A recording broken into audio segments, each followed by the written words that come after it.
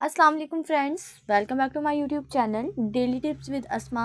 आज की इस वीडियो में हम आपको बताएंगे शानिका नाम के बारे में दिलचस्प मालूमात।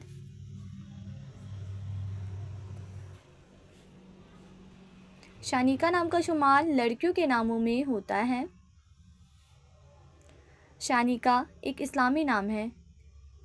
शानिका नाम की इब्तदाई तारीख अरबी ज़ुबान से निकलती है।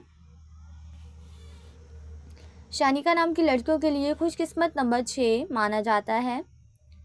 माहिरीन के मुताबिक शानिका नाम की लड़कियां बहुत रहमदिल होती हैं। शानिका नाम का मतलब है वफ़ा करने वाली। शानिका नाम की लड़कियों के लिए खुशकिस्मत दिनों में एतवार और मंगल का दिन शामिल है। शानिका नाम के अफराद के लिए मुवाफिक रंगों में सुर्ख, जंगनुमा, हल्का सब्ज रंग शामिल है। शानिका नाम के अफराद के लिए मुवाफिक पत्थरों में पुखराज पत्थर शामिल है। खुशकिस्मती वाली धातों में हिंसों के हिसाब से चांदी और तांबा शामिल है। फ्रेंड्स, अगर आप अपने नाम का मतलब जानना चाहते हैं तो कमेंट बॉक्स में अपना नाम लिखें।